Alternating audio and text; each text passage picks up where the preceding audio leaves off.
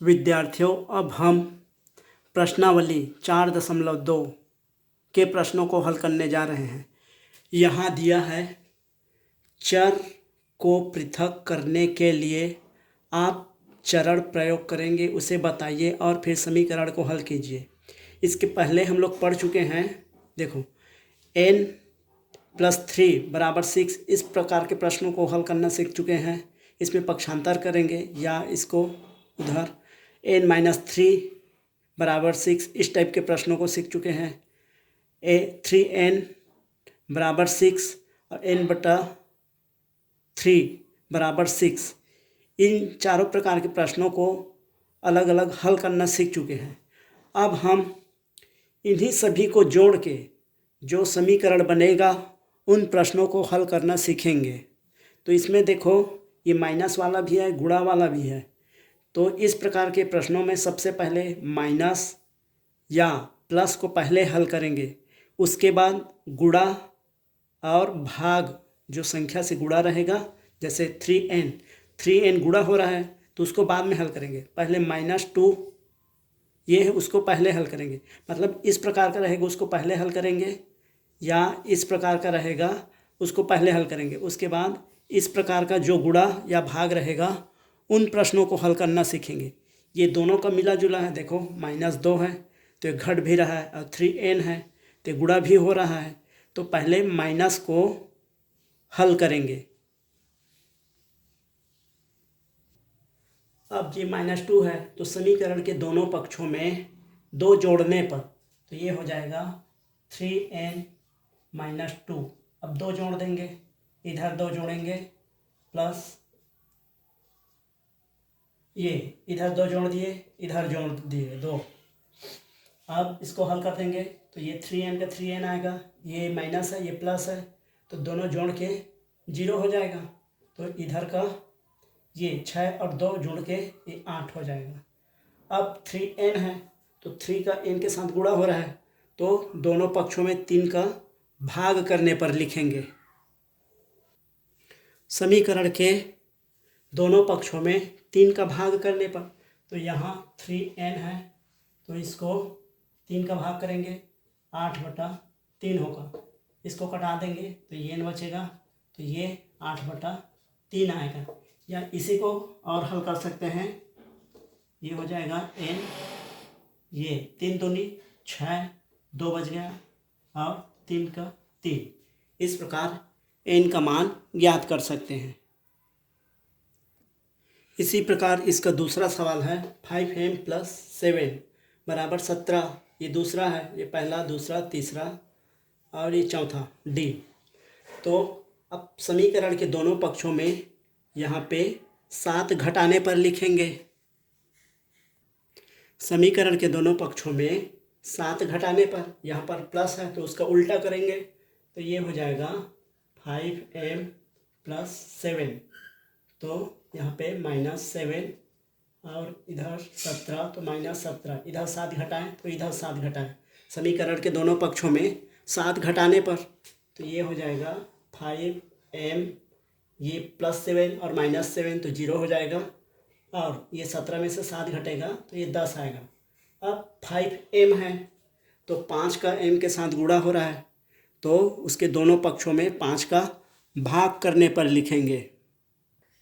समीकरण के दोनों पक्षों में 5 का भाग करने पर यहाँ पे देखो, 5 का m, 5m मतलब 5 का m के साथ गुणा हो रहा है तो उसका उल्टा करेंगे।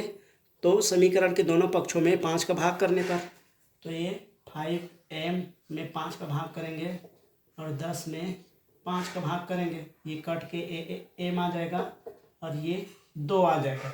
इस प्रकार इस प्रश्न को हल कर सकते हैं। अब अगला प्रश्न C को हल करते हैं। 20p/3 = 40।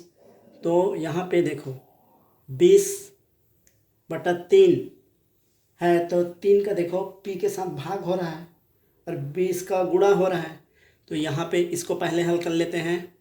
दोनों पक्षों में 3 का गुणा करने पर, ये 3 का भाग हो रहा है तो 3 का उसका गुणा करने पर लिखेंगे।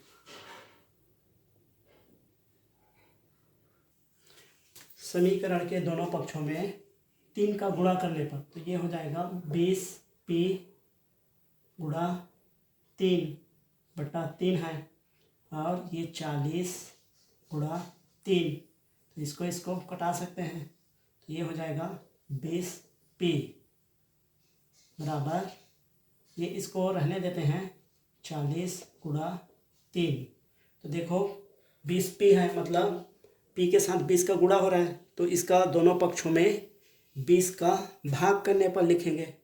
20p मतलब 20 का p के साथ गुणा हो रहा है, तो उसका उल्टा करना है, तो दोनों पक्षों में 20 का भाग करने पर लिखेंगे। समीकरण के दोनों पक्षों में 20 का भाग करने पर ये हो जाएगा 20p/20 बराबर 20 गुणा 3 है, और भाग कर देंगे 20। ये देखो ये 20 कट जाएगा, तो p बराबर ये शून्य कटा सकते हैं, या 20 दूनी 40, तो ये हो जाएगा 2 गुणा 3, तो p का मान आ जाएगा 6। इसी को एक अन्य विधि से भी बना सकते हैं। इस प्रकार देखते हैं इस चीज को दूसरे विधि से। ये देखो दिया है 20/3 गुणा p, ये कुछ निशान नहीं है मतलब गुणा, बराबर 40, तो ये देखो ये टोटल संख्या का इसके साथ गुणा हो रहा है, तो दोनों पक्षों में उतने का ही भाग करने पर उसका अपोजिट कर देते हैं। ये 20/3 का p के साथ गुणा हो रहा है, कुछ निशान नहीं है मतलब गुणा, यहाँ पे कुछ निशान नहीं है मतलब गुणा है, तो इसका गुणा हो रहा है, तो दोनों पक्षों में उतने का ही भाग करने पर लिख सकते हैं। इस प्रकार लिखेंगे तो समीकरण के दोनों पक्षों में 20/3 का भाग करने पर इधर कर देंगे, ये 20/3 है, ये गुणा है p, इसमें भाग कर देंगे 20/3, और इधर ये 40 है, और इसमें भाग कर देंगे 20/3। ठीक है, तो ये देखो भाग करते हैं तो ये संख्या क्या होता है, पलट जाता है, तो ये आ जाएगा 20/3, ये p है, और इसको गुणा बनाएंगे, ये भाग को गुणा बनाते हैं तो ये 3/20 हो जाएगा, भाग को गुणा बनाते हैं तो ये संख्या क्या होता है, पलट जाता है, बराबर ये 40, ये गुणा करेंगे तो ये 3/20 हो जाएगा। अब इसको कटा सकते हैं, ये 20 और ये 20 कट जाएगा, 20 से कम, और ये 3 एकम, तो इसका क्या बचा, ये p बचा, और इधर को जैसे इसको कटा दो और इसको कटा दो, या 2 दूने 4, 2 एकम, या फिर 20 एकम 20, 20 दूनी 40, तो p का मान कितना आ जाएगा, 6। इस प्रकार देखो इस विधि से भी हल कर सकते हो और इस विधि से भी हल कर सकते हो, दोनों में ही समान आंसर आएगा।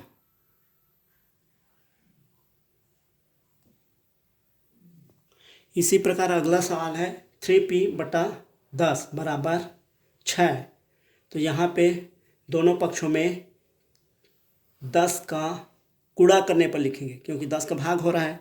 इसको भी दोनों विधि से बता सकते हैं, तो दोनों पक्षों में इसको लिखेंगे, दोनों पक्षों में 10 का गुणा करने पर, 10 का गुणा करने पर ये हो जाएगा, दोनों पक्षों में 10 का गुणा करने पर, ये 10 का भाग हो रहा है तो 10 का गुणा करेंगे उसको उल्टा, तो ये 3/10, और ये p है, तो ये हो जाएगा गुणा 10, और ये बराबर ये 6 गुणा 10 हो जाएगा, तो ये 10 कट जाएगा, तो ये 3p बराबर, इसको अभी वैसे ही रहने देते हैं, तो ये 60 हो जाएगा। 3p है तो 3 का दोनों पक्षों में 10 का, ये दोनों पक्षों में 3 का भाग करने पर लिखेंगे। 3p है, 3p मतलब 3 का p के साथ गुणा हो रहा है, तो अब उसका अपोजिट करेंगे उल्टा, दोनों पक्षों में 3 का भाग करने पर, तो ये हो जाएगा 3p/3 बराबर 6 गुणा 10/3 हो जाएगा। अब इसको कटा सकते हैं, ये कट जाएगा, 3 एकम, इधर का p बच जाएगा, इसको इससे कटा सकते हैं, 3 एकम और 3 दूनी, 2 गुणा 10, तो ये हो जाएगा p बराबर ये 20, ये इस प्रकार इसका ये आंसर आ गया। ठीक है, इसी को दूसरे विधि से भी बना सकते हैं। तो दूसरी विधि से इस प्रकार होगा 3p 3/10 p बराबर 6, माने 3/10 का p के साथ गुणा हो रहा है। यहाँ कुछ निशान नहीं है, मतलब गुणा है। तो दोनों पक्षों में 3/10 का भाग करने पर लिखेंगे। ये 3/10 का p के साथ गुणा हो रहा है। इसमें देखना है कि अचर राशि के साथ इसका क्या हो रहा है, अज्ञात राशि के साथ इसका गुणा हो रहा है कि भाग हो रहा है, उसी का अपोजिट करना है। तो p के साथ 3/10 का गुणा हो रहा है, तो दोनों पक्षों में 3/10 का भाग करने पर लिखेंगे। इस दोनों पक्षों में 3/10 का भाग करने पर, तो ये 3/10 होगा, p भागित कर देंगे 3/10 बराबर 6 भागे 3/10। इस प्रकार ये देखो 3/10 रहेगा, p ये भाग को गुणा बनाएंगे तो ये संख्या 10/3 हो जाएगा, पलट जाता है। भाग को गुणा करते हैं तो ये संख्या है वो ऊपर का नीचे, नीचे के ऊपर आ जाता है। इसी प्रकार इधर का 6 गुणा 10/3 हो जाएगा। अब देखो इससे ये कट जाएगा, इससे ये कट जाएगा, तो ऊपर का क्या बचेगा, ये ऊपर का p बस बचेगा। एक बार कटा, एक बार कटा, और इसको कटा देते हैं 3 एकम 3, 3 दूनी 6, तो ये क्या हो गया 2 गुणा 10। इस प्रकार p का मान बचा 20। ये देखो दोनों में सेम आंसर आया। ये इस प्रकार हल कर सकते हैं या इस प्रकार हल कर सकते हैं, दोनों के उत्तर वही आएगा, केवल बनाने का तरीका एकदम सही होना चाहिए। इसी प्रकार अन्य प्रश्नों को भी बना सकते हैं। इस वीडियो को ज़्यादा से ज़्यादा शेयर करें तथा जो क्वेश्चन समझ में नहीं आ रहा है उसको पूछें। चैनल को सब्सक्राइब कर ले ताकि आने वाली वीडियो को जल्दी से जल्दी देख सकें।